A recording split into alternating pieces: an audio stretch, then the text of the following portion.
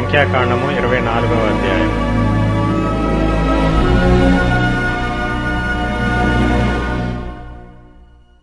ఇశ్రాయేలీలను దీవించుట యెహోవా దృష్టికి మంచిదని బిలాము తెలుసుకొనినప్పుడు అతడు మునుపటి వలె శకునములను చూచుటకు వెళ్ళక అరణ్యము వైపు తన ముఖమును త్రిప్పుకొనెను.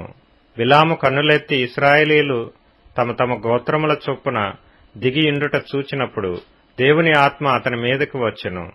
గనుక అతడు ఉపమాన రీతిగా ఇట్లనెను: బెయోరు కుమారుడైన బిలాముకు వచ్చిన దేవోక్తి, కన్నులు తెరచిన వానికి వచ్చిన దేవోక్తి, దేవవాక్కులను వినిన వాని వార్త. అతడు పరవశుడై కన్నులు తెరిచిన వాడై సర్వశక్తుని దర్శనము పొందెను. యాకోబు, నీ గుడారములు, ఇశ్రాయేలు, నీ నివాస స్థలములు ఎంతో రమ్యమైనవి. వాగుల వలె అవి వ్యాపించియున్నవి. నదీ తీరమందలి తోటల వలెను, యెహోవా నాటిన అగరు చెట్ల వలెను, నీళ్ల యొద్దనున్న దేవదారు వృక్షముల వలెను అవియున్నవి.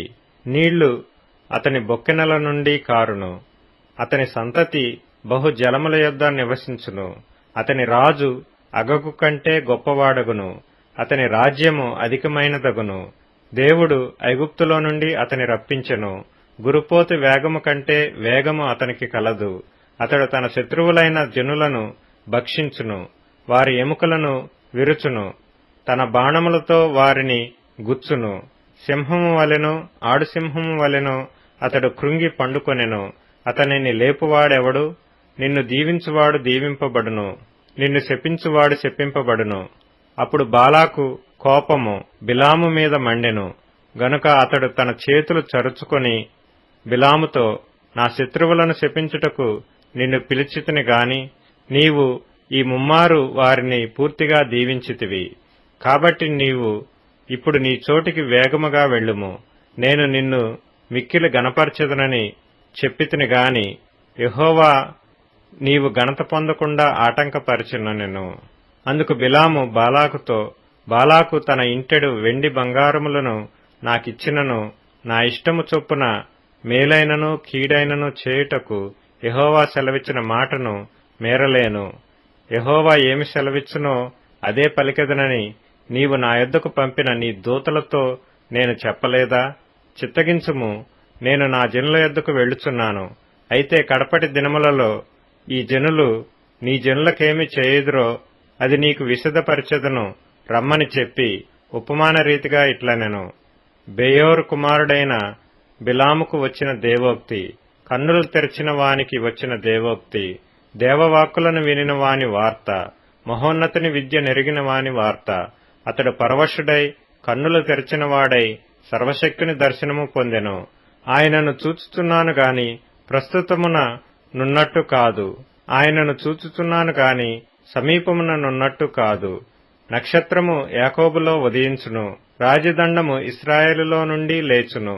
అది మోయాబు ప్రాంతములను కొట్టును, కలహవీరులనందరినీ నాశనము చేయను. ఎదోమును సేయూరును ఇశ్రాయేలుకు శత్రువులు, వారు స్వాధీనపరచబడుదురు. ఇశ్రాయేలు పరాక్రమమొందును, యాకోబు సంతానమున ఏలిక పుట్టును. అతడు పట్టణములోని శేషమును నశింపచేయును. మరియు అతడు అమాలేకీల వైపు చూచి ఉపమాన రీతిగా ఇట్లనెను: అమాలేకు అన్యజనములకు మొదలు, వాని అంతము నిత్య నాశనమే. మరియు అతడు కేనీయుల వైపు చూచి ఉపమాన రీతిగా ఇట్లనెను: నీ నివాస స్థలము దుర్గమమైనది, నీ గూడు కొండమీద కట్టబడియున్నది. అష్షూరు నిన్ను చెరగా పట్టు వరకు కయీను నశించునా? మరియు అతడు ఉపమాన రీతిగా, అయ్యో, దేవుడు ఇట్లు చేయునప్పుడు ఎవడు బ్రతుకును? కిత్తీము తీరము నుండి ఓడలు వచ్చును, అవి అష్షూరును ఏబెరును బాధించును. కిత్తీయులు కూడా నిత్య నాశనము పొందుదురనెను. అంతటా బిలాము లేచి తన చోటికి తిరిగి వెళ్ళెను. బాలాకును తన త్రోవను వెళ్ళెను.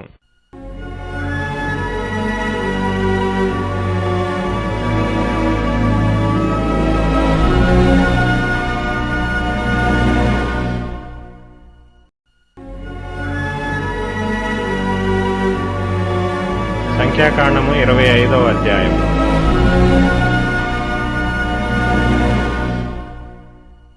ఇశ్రాయేలీలు షిత్తీములో దిగియుండగా ప్రజలు మోయాబు రాండ్రతో వ్యభిచారము చేయసాగిరి.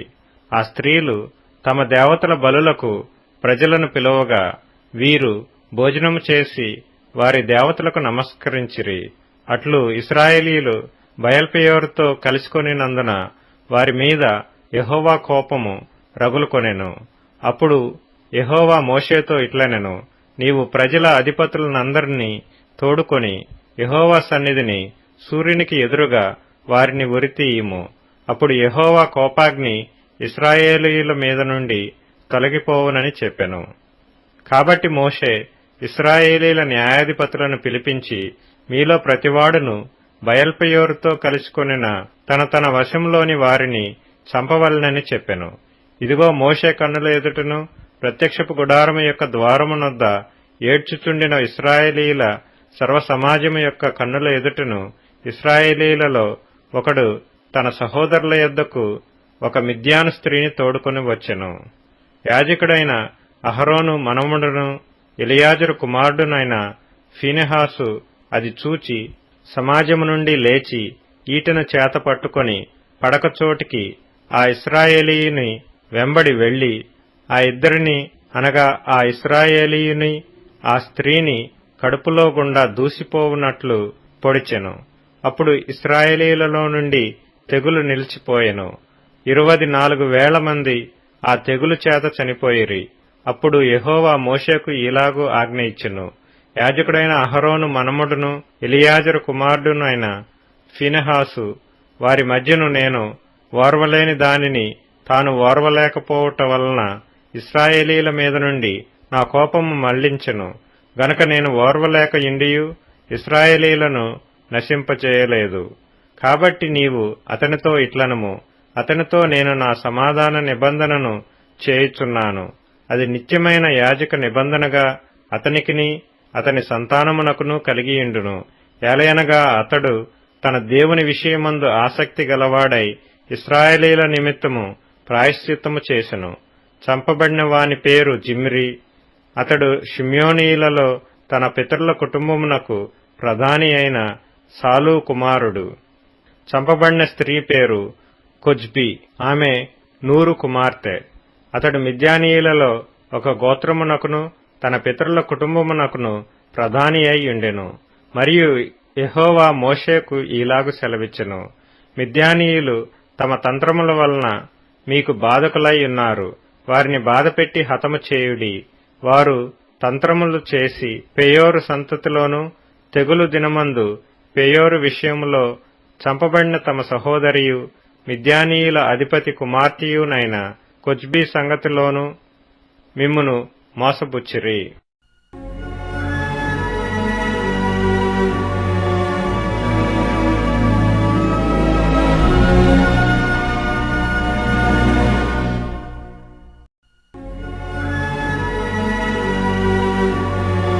సంఖ్యాకాండము 26వ అధ్యాయం.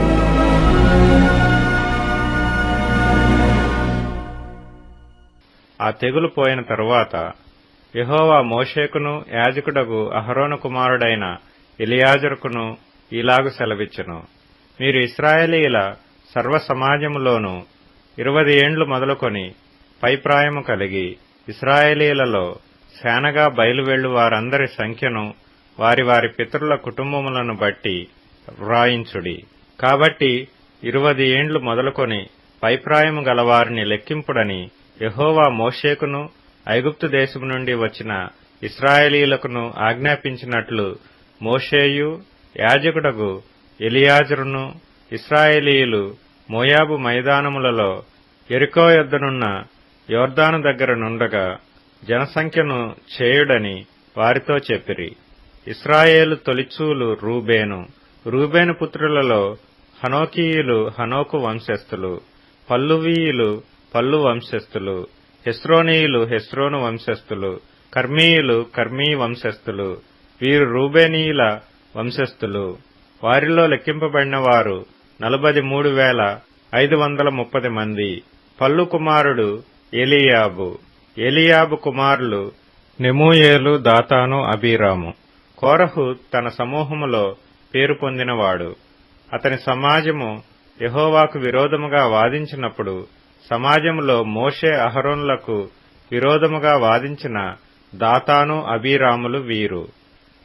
ఆ సమూహపు వారు మృతి పొందినప్పుడు అగ్ని 250 మందిని భక్షించినందునను భూమి తన నోరు తెరిచి మృంగివేసినందునను వారు దృష్టాంతములైరి.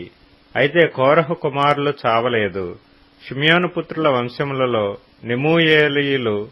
నెమూయేలు వంశస్థులు, యామీనీయులు యామీను వంశస్థులు, యాకీనీయులు యాకీను వంశస్థులు, జరహీయులు జరహు వంశస్థులు, షాపూలీయులు షాపూలు వంశస్థులు.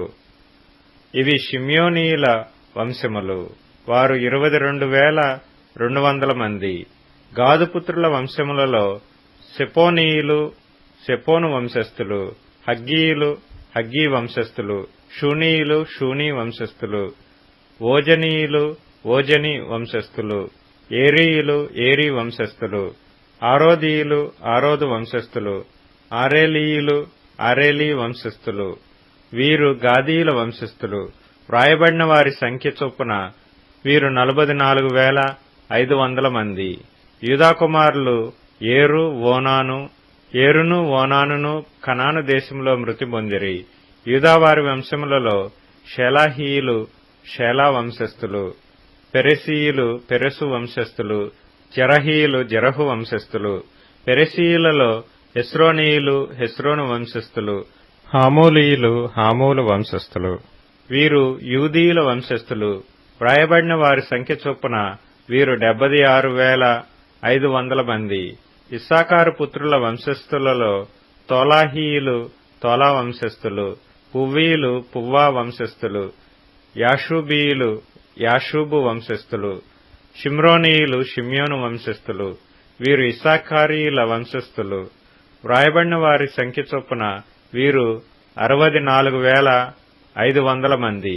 జబూలూను పుత్రుల వంశస్థులలో సెరెదీయులు సెరెదు వంశస్థులు, ఏలోనీయులు ఏలోను వంశస్థులు, యహలేలీయులు యహలేలు వంశస్థులు.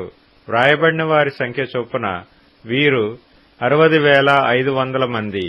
యోసేపు పుత్రుల వంశస్థులు అతని కుమారులు మనష్షే ఎఫ్రాయిము. మనష్షే కుమారులలో మాకీరీయులు మాకీరు వంశస్థులు. మాకీరు గిలాదును కనెను. గిలాదీయులు గిలాదు వంశస్థులు. వీరు గిలాదు పుత్రులు. ఈజరీయులు ఈజరు వంశస్థులు. హెలకీయులు హెలకు వంశస్థులు. అస్రీయేలీయులు అస్రీయేలు వంశస్థులు. షెకెమీయులు షెకెము వంశస్థులు. షెమిదాయీయులు షెమిదా వంశస్థులు. హెపెరీయులు హెపెరు వంశస్థులు. హెపెరు కుమారుడైన సెలోపెహాదుకు కుమార్తెలే గాని కుమారులు పుట్టలేదు. సెలోపెహాదు కుమార్తెల పేర్లు Mahlah Noah Hoglah Milcah Tirzah. వీరు మనష్షీల వంశస్థులు. వ్రాయబడిన వారి సంఖ్య చొప్పున వీరు 52,700 మంది. ఎఫ్రాయిము పుత్రుల వంశములు ఇవి: షూతలహీయులు షూతలహు వంశస్థులు. బేకరీయులు బేకరు వంశస్థులు. తహనీయులు తహను వంశస్థులు. వీరు షూతలహు కుమారులు. ఏరానీయులు ఏరాను వంశస్థులు. వీరు ఎఫ్రాయిమీయుల వంశస్థులు. వ్రాయబడిన వారి సంఖ్య చొప్పున వీరు 32,500 మంది. వీరు యోసేపు పుత్రుల వంశస్థులు. బెన్యామీను పుత్రుల వంశములలో బెలీయులు బెలా వంశస్థులు. అష్బేలీయులు అష్బేలా వంశస్థులు. అహీరామీయులు అహీరాము వంశస్థులు. షూపామీయులు షూపాము వంశస్థులు. బెలా కుమారులు అర్దు నయమాను. అర్దీయులు అర్దు వంశస్థులు. నయమానీయులు నయమాను వంశస్థులు. వీరు బెన్యామీనీయుల వంశస్థులు. వారిలో వ్రాయబడిన లెక్క చొప్పున 45,600 మంది. దానుపుత్రుల వంశములలో షూషామీయులు షూషాము వంశస్థులు. వీరు తమ వంశములలో దానీయుల వంశస్థులు. వ్రాయబడిన వారి సంఖ్య చొప్పున వీరు 64,400 మంది. ఆషేరు పుత్రుల వంశములలో ఇమ్నీయులు ఇమ్నా వంశస్థులు. ఇష్వీయులు ఇష్వీ వంశస్థులు. బెరీయులు బెరీయా వంశస్థులు. బెరీయానీయులలో హెబెరీయులు హెబెరు వంశస్థులు. మల్కీయేలీయులు మల్కీయేలు వంశస్థులు. ఆషేరు కుమార్తె పేరు సెరహు. వ్రాయబడిన వారి సంఖ్య చొప్పున వీరు ఆషేరీయుల వంశస్థులు. వీరు 400 మంది. నఫ్తాలి పుత్రుల వంశములలో యహసయేలీయులు యహసయేలు వంశస్థులు, గూనీయులు గూనీ వంశస్థులు, యేసెరీయులు యేసెరు వంశస్థులు, షిల్లేమీయులు షిల్లేము వంశస్థులు. వీరు నఫ్తాలీయుల వంశస్థులు. వ్రాయబడిన వారి సంఖ్య చొప్పున వీరు 45,400 మంది. ఇశ్రాయేలీయులలో లెక్కింపబడిన వీరు 6,01,730 మంది. యెహోవా మోషేకు ఇలాగ సెలవిచ్చెను, వీరి పేళ్ల లెక్క చొప్పున ఆ దేశమును వీరికి స్వాస్థ్యముగా పంచిపెట్టవలెను. ఎక్కువ మందికి ఎక్కువ స్వాస్థ్యము ఇయ్యవలెను, తక్కువ మందికి తక్కువ స్వాస్థ్యము ఇయ్యవలెను. దాని దాని జనసంఖ్యను బట్టి ఆయా గోత్రములకు స్వాస్థ్యము ఇయ్యవలెను. చీట్లు వేసి ఆ భూమిని పంచిపెట్టవలెను. వారు తమ తమ పితరుల గోత్రముల జనసంఖ్య చొప్పున స్వాస్థ్యమును పొందవలెను. ఎక్కువ మందికేమి తక్కువ మందికేమి చీట్లు వేసి ఎవరి స్వాస్థ్యమును వారికి పంచిపెట్టవలెను. వారి వారి వంశములలో లెక్కింపబడిన లేవీయులు వీరు. గెర్షోనీయులు గెర్షోను వంశస్థులు, కహాతీయులు కహాతు వంశస్థులు, మెరారీయులు మెరారి వంశస్థులు. లేవీయుల వంశములు ఏవనగా లిబ్నీయుల వంశము, హెబ్రోనీయుల వంశము, మహలీయుల వంశము, మూషీయుల వంశము, కోరహీయుల వంశము. కహాతు అమ్రామును కనెను. అమ్రాము భార్య పేరు యోకెబెదు. ఆమె లేవీ కుమార్తె. ఐగుప్తులో ఆమె లేవీకి పుట్టెను. ఆమె అమ్రాము వలన అహరోనును మోషేను వీరి సహోదరియగు మిర్యామును కనెను. అహరోను వలన నాదాబు అబీహు ఎలియాజరు ఈతామారు పుట్టిరి. నాదాబు అబీహులు యెహోవా సన్నిధికి అన్యాగ్ని తెచ్చినప్పుడు చనిపోయిరి. వారిలో నెల మొదలుకొని పైప్రాయము కలిగి లెక్కింపబడిన వారందరూ 23,000 మంది. వారు ఇశ్రాయేలీయులలో లెక్కింపబడిన వారు కారు, కనుక ఇశ్రాయేలీయులలో వారికి స్వాస్థ్యమియ్యబడలేదు. యెరికో ప్రాంతముల యందలి యోర్దాను నొద్దనున్న మోయాబు మైదానములలో మోషేయు యాజకుడగు ఎలియాజరును ఇశ్రాయేలీల జనసంఖ్య చేసినప్పుడు లెక్కింపబడిన వారు వీరు. మోషే అహరోనులు సినాయి అరణ్యములో ఇశ్రాయేలీల సంఖ్యను చేసినప్పుడు లెక్కింపబడిన వారితో ఒక్కడైనను వీరిలో ఉండలేదు. ఎలయనగా వారు నిశ్చయముగా అరణ్యంలో చనిపోవుదురని యెహోవా వారిని గూర్చి సెలవిచ్చెను. యెఫున్నె కుమారుడైన కాలేబును నూను కుమారుడైన యెహోషువయు తప్ప వారిలో ఒక్కడైనను మిగిలియుండలేదు.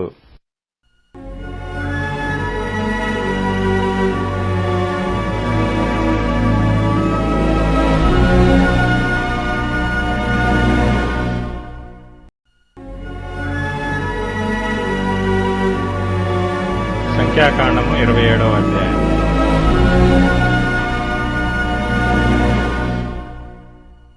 అప్పుడు యోసేపు కుమారుడైన మనష్షే వంశస్థులలో సెలోపెహాదు కుమార్తెలు వచ్చిరి. సెలోపెహాదు హెసెరు కుమారుడును గిలాదు మనుమడును మాకీరు ముని మనముడునై ఇండెను. అతని కుమార్తెల పేర్లు Mahlah, Noah, Hoglah, Milcah, Tirzah అనునవి. వారు ప్రత్యక్షపు గుడారము యొక్క ద్వారమునొద్ద మోషే ఎదుటను యాజకుడైన ఎలియాజరు ఎదుటను ప్రధానుల ఎదుటను సర్వ సమాజము ఎదుటను నిలిచి చెప్పినదేమనగా, మా తండ్రి అరణ్యములో మరణమాయెను. అతడు కోరహు సమూహములో అనగా యెహోవాకు విరోధముగా కూడిన వారి సమూహములో ఉండలేదు గాని తన పాపమును బట్టి మృతి పొందెను. అతనికి కుమారులు కలగలేదు. అతనికి కుమారులు లేనంత మాత్రము చేత మా తండ్రి పేరు అతని వంశములో నుండి మాసిపోనేలా మా తండ్రి సహోదరులతో పాటు స్వాస్థ్యమును మాకు దయచేయమనిరి. అప్పుడు మోషే వారి కొరకు యెహోవా సన్నిధిని మనవి చేయగా యెహోవా మోషేకు ఇలాగు సెలవిచ్చెను, సెలోపెహాదు కుమార్తెలు చెప్పినది యుక్తము. నిశ్చయముగా వారి తండ్రి సహోదరులతో పాటు భూస్వాస్థ్యమును వారి ఆధీనము చేసి వారి తండ్రి స్వాస్థ్యమును వారికి చెందచేయవలెను. మరియు నీవు ఇశ్రాయేలీలతో ఇట్లు చెప్పవలెను, ఒకడు కుమారుడు లేక మృతి పొందిన ఎడల మీరు వాని భూస్వాస్థ్యమును వాని కుమార్తెలకు చెందచేయవలెను. వానికి కుమార్తె లేని ఎడల వాని అన్నదమ్ములకు వాని స్వాస్థ్యమును ఇయ్యవలెను. వానికి అన్నదమ్ములు లేని ఎడల వాని భూస్వాస్థ్యమును వాని తండ్రి అన్నదమ్ములకు ఇయ్యవలెను. వాని తండ్రికి అన్నదమ్ములు లేని ఎడల వాని కుటుంబంలో వానికి సమీపమైన జ్ఞాతికి వాని స్వాస్థ్యము ఇయ్యవలెను. వాడు దాని స్వాధీనపరచుకొనును. యెహోవా మోషేకు ఆజ్ఞాపించినట్లు ఇది ఇశ్రాయేలీలకు విధింపబడిన కట్టడ. మరియు యెహోవా మోషేతో ఇట్లనెను, నీవు ఈ అబారీము కొండ ఎక్కి నేను ఇశ్రాయేలీలకు ఇచ్చిన దేశమును చూడుము. నీవు దాని చూచిన తరువాత నీ సహోదరుడైన అహరోను చేర్చబడినట్లు నీవును నీ స్వజనులలో చేర్చబడుదువు. ఏలయనగా సీను అరణ్యములో సమాజము వాదించినప్పుడు ఆ నీళ్ల యొద్ద వారి కన్నుల ఎదుట నన్ను పరిశుద్ధపరచక నా మీద తిరగబడిరి. ఆ నీళ్లు సీను అరణ్యమందలి కాదేశులోనున్న మెరీబా నీళ్లే. అప్పుడు మోషే యెహోవాతో ఇట్లనెను, యెహోవా సమస్త మానవుల ఆత్మలకు దేవా, యెహోవా సమాజము కాపరిలేని గొర్రెల వలె ఉండకుండునట్లు ఈ సమాజము మీద ఒకని నియమించుము. అతడు వారి ఎదుట వచ్చుచూ పోవచూ నుండి వారికి నాయకుడిగా ఉండుటకు సమర్థుడై ఉండవలెను. అందుకు యెహోవా మోషేతో ఇట్లనెను, నూను కుమారుడైన యెహోషువ ఆత్మను పొందినవాడు. నీవు అతని తీసుకొని అతని మీద నీ చెయ్యి ఉంచి యాజకుడగు ఎలియాజరు ఎదుటను సర్వ సమాజము ఎదుటను అతన్ని నిలువబెట్టి వారి కన్నుల ఎదుట అతనికి ఆజ్ఞ ఇమ్ము. ఇశ్రాయేలీయుల సర్వ సమాజము అతని మాట వినునట్లు అతని మీద నీ ఘనతలో కొంత ఉంచుము. యాజకుడైన ఎలియాజరు ఎదుట అతడు నిలువగా అతడు యెహోవా సన్నిధిని ఊరీము తీర్పు వలన అతని కొరకు విచారింపవలెను.